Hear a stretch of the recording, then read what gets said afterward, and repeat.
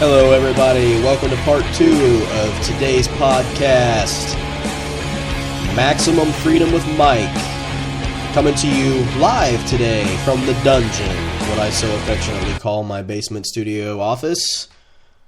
Welcome back. Had some technical difficulties there. The first time I clicked record to go on the air, it couldn't find a stream. I started to wonder, since the NSA is so busy spying and collecting data, did they find out about me not being too supportive of government intervention into news media? Maybe they're trying to shut me down already. You never know, right? Welcome back, everybody. We had a great first half hour there talking about all the craziness going on with that FCC study of critical information needs, and basically Obama's attempt to find a way to control what news stories get published by the major outlets. What a day.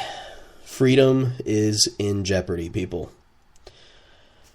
I'm so disappointed by the lack of response to the study and to what government is attempting to do. Hopefully people will start waking up as more information comes along about what this study really could mean.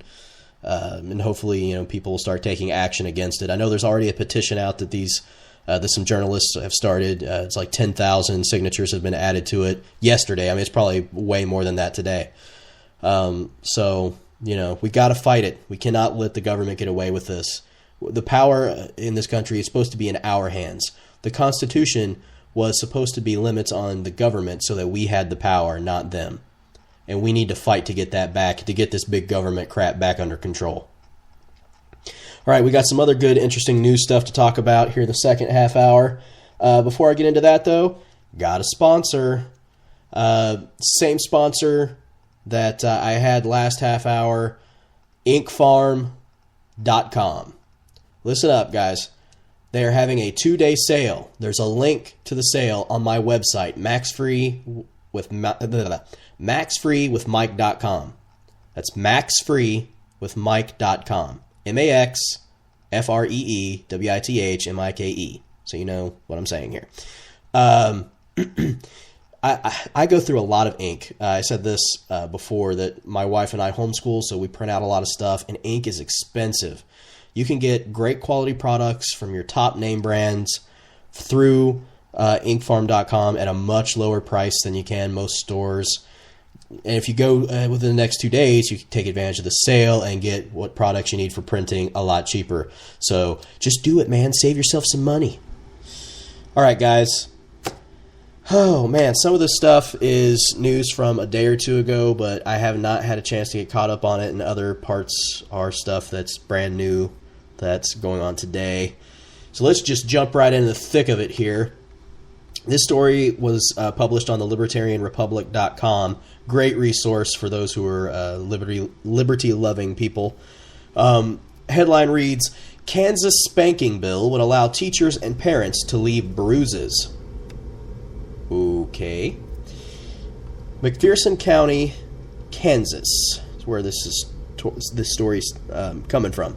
State Rep Gail Finney, a Democrat, claims that her new bill would enable parents, teachers, and caregivers to restore their parental rights, even though it would allow children to be beaten to the point where it would leave bruises. Current Kansas law allows spankings as long as it doesn't leave a mark. My parents raised me using this type of discipline, and that was traumatic enough. This new bill would expand the current law and allow children to be struck up to 10 times, and any subsequent bruises and redness would be completely within the parameters of the law. Okay, first off, before we go any further, I'm going to tell you straight up, I'm totally fine with spanking. I spank my kids, not hard, and I barely touch them. I do not think it is appropriate to leave marks whatsoever. If there is a mark, red or bruise, that's child abuse. Okay, there's a huge difference between sitting a child down, swatting him once on the butt, and then calling it a day. All right, but I come from a Christian perspective, which I don't just spank, and spanking is only reserved for those things that are deserving of it. When we spank, we make sure that we take the child aside and say, hey, look, this is what you did. You know this is wrong, and you know that the punishment for this is a spanking. Give the child a spanking, and then we give them hugs, kisses, let them know that we love them, that we don't like to give them spankings, but that we believe that God's word says that we should spank our child. Again, there are restrictions on that. In my opinion, that if you're leaving a bruise, man, you're hitting too hard. You shouldn't even really have to hit that hard. You know what I mean? If you build spanking up to be a bad punishment, even if you barely touch the side of your kid's butt, with your hand, that usually is enough to say, hey, wow, I don't want to do that anymore. Now, not everybody has to spank, and I'm cool with that. How you raise your kid is your business. I don't believe the government should have any kind of say in how you do it. But, that is excessive, definitely excessive. I don't think that you should ever be allowed to leave bruises. That's abuse for sure. Even, like I said, red marks. Even leaving red marks is kind of questionable. It's like, I don't know. That seems excessive. But the thing that caught me here was the fact that teachers and caregivers could give spankings. I'm not in support of that at all. Britt Cole, the McPherson County attorney that proposed the new law to Finney, claims the measure will more adequately define what parents are not allowed to do and will in turn protect the children. This bill basically defines a spanking along with necessary reasonable physical restraint that goes with discipline, all of which has been legal. This bill clarifies what parents can and cannot do. By defining what is legal, it also defines what is not. Proponents of the bill say kids are no longer respecting authority as much as they should. That's true. I agree with that. Kids today are incredibly disrespectful, and parents should be able to discipline their children without fear. Yes, I agree with that. They should be allowed to discipline their children without fear. Yes, let's focus on the fear that parents will feel hitting their children. Despite the fact that the law would allow children to be physically marred by their discipline, Cole says the rules only allow children to be hit with an open hand while avoiding the head and body. It's obvious to me from reading this news story that this person is against spanking, and that's probably due to adhering to the non-aggression principle. If you're libertarian, you know what that is. I'm not going to take the time to explain it in depth here. We'll talk about it sometime on another show. But I totally disagree with the way they're coming at this. I think parents do have a right to discipline their child as they see fit, and if spanking is part of that discipline, then, that's part of the discipline. You can't sit here and complain about government interference and then turn around and say, well, I don't think you should do this or think you should do that. Look, as long as it's not abusive, which is crossing the line, into, bruises and marks and those kinds of things, you don't have the right to tell someone else how to raise their kids. You can say, I don't agree with that, I think there's better methods, that's fine. But you can't tell somebody else how to do what they do. Stefan Molinex, the popular host of Free Domain Radio, makes a compelling case on why physically disciplining children violates the non-aggression principle, like I just said, and shouldn't be used at all. He even goes so far as to say the future freedom of the world is, at least to some degree, rooted in the peaceful parenting and peaceful protection of children. I think this is taking the non-aggression principle way too far. This is where I would definitely part ways with libertarian thought. And that's because of my worldview as a Christian. I'm a Christian first, libertarian second. Although corporal punishment has been banned in 30 states, at my high school in Richmond, Texas, so apparently this was either written by a high schooler or someone who's like a recent graduate or something, corporal punishment was still allowed with parental consent. I could be wrong about that. Let me rephrase that whole thing I just said. I don't know how old this person was, and I shouldn't have said that, so disregard that. Students could either get a licking with a spanking paddle or face detention. I always chose detention, finding the idea of physical retribution for an infraction like being tardy abhorrent. Now, I agree here. I don't think the government has any right to spank a child because that is taking away the responsibility of discipline from the parent and putting it in the hands of the state. I don't think that should be allowed at all. That is, in my opinion, government interference in an area where the government has no business being in the first place. So I don't think that is something that should be allowed at all. You should not be fearful of your child being abused at school by someone who does not understand how to, A, properly administer discipline, or B, understand where your worldview comes from and what you think about spanking. If you don't agree with spanking, if that's not something that's a part of your discipline for your child, then this is totally just not cool, because that violates your rights to pass on your value system to your children. So I don't think the government has any right in that at all. Excuse me. At what point does discipline become abuse? Parents that will hit their children over the slightest infraction or over an imagined one will have more protection than the children being hurt. State Rep. Finney is sticking to her guns, however, and plans to continue fighting to keep the bill on the table should House Corrections Committee Chairman John Rubin fail to address it this year. All right, so basically, I don't think that, government has any say in how you should discipline your child at home, as long as you are not crossing that line into abuse and actually physically harming your child. Giving a couple of light swats on the butt is not going to hurt anybody. I wish I would have been spanked more as a kid, because I was not spanked. I was hardly ever disciplined, and I came out to be a complete and total jerk. So I've had a lot of issues because of not being spanked that I've had to work through myself with, discipline stuff and not following authority and everything else. So I'm telling you, spanking is an effective means of discipline. I wish I would have experienced it more.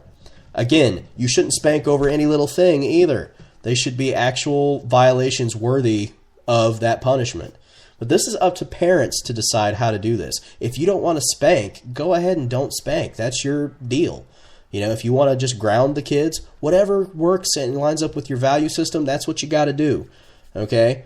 I would advocate for spanking because I think that's what God's word says that Christians should do. But if a Christian decides not to do that, I'm not going to beat them up over it either. It's just one of those things that it's up to each individual in the family to decide what's best for them and what's best for their kids. But I do think there is a line that needs to be drawn, which is, when it crosses over into abuse, which in my opinion is bruises and marks. Now, I don't know, how that could be enforced or anything without too much government intrusion. So I'm going to remain largely silent on that part of the topic because I don't want to make an idiot of myself. But as far as spanking in schools, that's an absolute no. Spanking should never be allowed in schools. Before I even became libertarian, before I started adopting those philosophies, I was never a supporter of spanking in school. That's just totally messed up. That's the parent's job to discipline. That's the parent's job to pass on that worldview. Children need to be respectful. Like the article said, I do believe children today totally lack respect for authority and for people. So, I'm all right with there being some type of punishment like detention or suspension, things like that. But no, that is going too far. That's, again, just another way that the state can take the responsibility of child rearing out of the hands of the parent. So not in support of that at all. Okay, now this week I have really had some issues with stories about police officers. There's been a lot in the news about rogue police officers violating people's rights left and right, being extremely violent towards people. And I mean, it's just been really disheartening because when I was a kid, it was like, if you were a cop, you were the good guys. Nowadays, it's like I'm terrified of cops. I don't know if I can trust them at all. I don't think I should. I'm very cynical of anybody in a position of authority, and especially one that's legally allowed to carry a gun.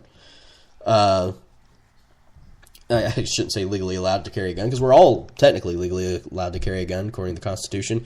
One who's in a position of authority that handles a gun and could shoot me for disagreeing with him.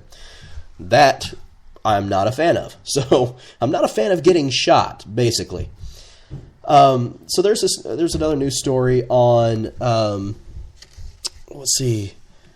Yeah, another news story on libertarianrepublic.com. Says Kentucky trooper wants his job back after having sex with a 15-year-old. Yeah. See, this just goes along with, more of this abuse of authority that seems to be it's either more rampant or a lot of these news outlets are finally just starting to catch on to what's been going on all along. I'm not sure which one it is. Both terrify me. Public servants, they need to be held to a higher standard. I mean, they do. Former Kentucky State Trooper Jerry Clanton says his relationship with a 15-year-old girl should not have led to his termination, and he pleaded with the trial board last month for his job back, calling the whole situation a moral mistake. Look, man, a moral mistake is something a lot less than that. I mean, a moral mistake seems like you're really, really underestimating and undervaluing the seriousness of the crime committed here. Despite the fact he's a married man and a law enforcement officer, he admitted to having sex with the minor on at least 4 separate occasions. In one incident, he admitted to having sex on the trunk of his police cruiser on the side of the road while he was in uniform and on duty. However, he asserted that he never would have done so if he knew her true age. Okay, so this guy's claiming he didn't know her age, and, you know, like, as if that somehow makes it better. What, you know, he had sex with her in his cruiser on the side of the road. It doesn't matter how old she is. That's an abuse of authority and power anyway. It doesn't matter how old she is. So whether or not you knew the age or not is irrelevant, sir. You broke the law and you violated public trust. In a transcript from the Kentucky State Police Trial Board, Clanton said, "I recognize that it is an embarrassment to the state police, but I have not compromised myself in the fact that, in my mind, all I was doing was making a moral mistake. I would never have gone over there. I would have never spoken to her, never texted her, never anything had I thought she was anything but 18. Dude, listen, you can't trust girls today, bro. Okay? You got 14-year-old girls who look like they're 30. Chicks mature early these days, man, and they wear a lot of makeup that makes them look 10, 12 years older too. Your best bet is to stay home with your wife. My goodness. See, part of the reason why this country is in such a crap hole is because we've gotten away from having a moral center. This dude proves that. We need to have morality. Now, that doesn't mean that we have to legislate every aspect of morality. No. What that means is we need to have people who can basically agree on a set standard of morality. I mean, most of that can be found in the 10 Commandments. Some people may not agree with, worshiping God and the first couple of commandments as far as a legal standing would go and making laws based on those. But I think everybody can agree that rape and murder and stealing is bad. There are universal principles that are just natural to man that we know, okay, that's wrong. This is a no-brainer. This is wrong. If this man would have had the moral fortitude to stay home with his wife, to stay faithful to one woman, he wouldn't be in this position in the first place. He wouldn't have to worry about this dumb junk. I mean, people are stupid today. This is just one in a long, sordid study of bad humanity who have authority that they shouldn't possess. I mean, man, it's just ridiculous. It's ridiculous. Cops today are just out of control. I talked earlier this week about a guy who got beat to death in front of his family by a cop. And then a lady who got assaulted by a police officer because she was recording their phone conversation. Or their conversation on her phone. And then wrongfully imprisoned for committing a felony when she did no such thing. The list just goes on and on. Every time I turn on the news, there's some story of an abuse of authority by a police officer. It's very, very concerning that the more authority the government is given and the bigger the government gets and the more it intrudes into our personal lives, the more power these police officers get to enforce law. And the more power you give an individual over other individuals, the more corrupt that person becomes. I am not a believer that man is naturally born good. And so, from that worldview, I think it's a tremendous mistake to give someone who's morally imperfect that much authority. I think the amount of authority that government and people have should be as limited as possible to keep them from turning out like that. Some crazy lunatic who, thinks he can beat you with his baton or shoot you for any reason just because he has a badge. Matt Feltner, the KSP commander of Legal Services captain, completely disagreed with Clanton's dismissive attitude of the affair. You can't put a 15-year-old girl in a car, drive her up in the middle of nowhere, and have sex with her, Feltner said. I mean, that doesn't have to be written out somewhere to know it's completely wrong and outside the lines. Thank you, Mr. Feltner. That's exactly what I'm trying to say. Clanton was apparently not the only officer engaging in inappropriate conduct with the young girl. Good Lord. Canton states another state trooper, Stratford Young, had sex with the girl first. See, now this is where stuff is getting... See what I'm saying? This is getting out of control. Cops are just completely out of control. There's something else going on here. Canton states another state trooper, Stratford Young, had sex with the girl. Both were fired as a result of their actions. Investigators believe that a Brandenburg officer and a Breckinridge County Sheriff's deputy also had sex with the girl. So why are these cops passing this girl around like some kind of a freaking rag doll here? What... See, there's something just deeply wrong and twisted about this. Although this is clearly a case of statutory rape, a crime punishable with jail time, none of the 4 men suspected have faced any consequences other than the 2 who were dismissed. The girl told WDRB she is angry no one is in jail, and her father is calling on prosecutors to take action, but a grand jury has yet to formally charge anyone involved. My goodness, this is insanity. Man, the police have gone out of control, and this is what you can expect. As the government grows, and as the government gets more involved in your personal life to take away your liberty, this is what's going to happen. See, these lawmakers, they make the law, and all that authority from that law trickles down to the police. And then the police get out of control the more power and authority they're given over you. See, this is what you can expect. This is becoming normal. Every day you turn on the news, this is becoming normal. Good cops, we're starting to lose all the good cops. We're starting to get these guys, these creeps. Sickening, man. See, we've got to get this government under control now. We've got to get things under control. People, you have got to start learning your history. You've got to start learning the principles of living in a free society, what it truly means to live in a libertarian free society. And we need to start taking action to get people in office who are liberty-loving people, who believe in these principles, who will uphold them at all costs. And we need to start dismantling this massive government one step at a time. If it takes 100 years, it takes 100 years. Let's just get started already. If not, these kind of incidences are going to be becoming more and more normal and more frequent, and we just can't afford that. I've got a daughter. There's no way in hell I'm going to let something like that happen to my daughter. No way in hell. I will do everything in my power to make you pay for doing something like that. I'm not a believer in going out and just being aggressive for no reason, but that right there is a pretty darn good reason. Something needs to be done. We need to protect our children. We need to protect ourselves. We need to protect our freedom. We cannot continue to allow this type of stuff to happen. And if you're a public servant, you definitely should be held to a higher standard. Because you are stating to the world that you represent a group of people. So when you look bad, we look bad. I guess more police officers and public servants need to take that a little more seriously. All right, moving on. This is a story that's kind of old, and it's not really a story so much as something that I'm starting to get more and more passionate about, that I want to talk to you guys about and make you aware of in case you aren't in the know. As you know, Edward Snowden is needing to find some way to get clemency to come back home because his amnesty that Russia has awarded him expires on July 31st of this year. I think that Edward Snowden is a patriot because he stood up for freedom, because he stood up and exposed our massive bloated government violating the Fourth Amendment rights of practically every citizen in this country. He had the guts to stand up and say this, and it cost him a great deal.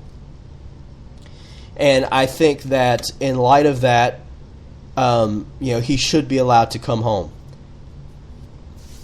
Ron Paul has started a petition for Edward Snowden to get clemency.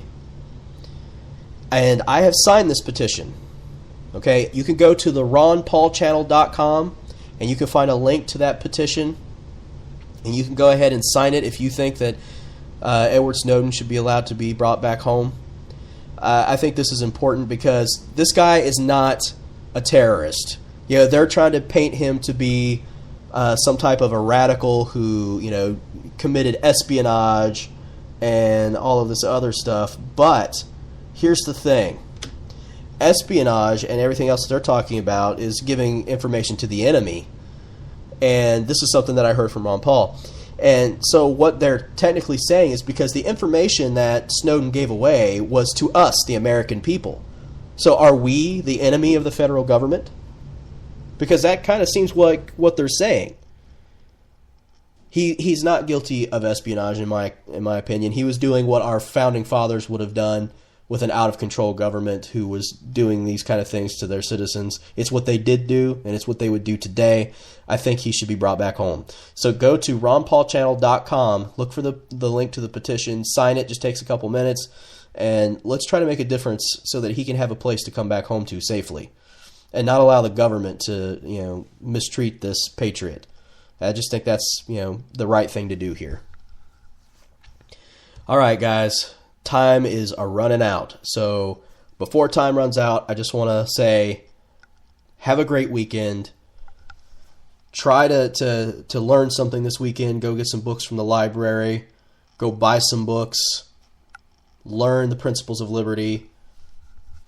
Stand up for something. Don't let the government continue to get away with taking away your rights and my rights. Let's stand up and do something, okay? Let's do it.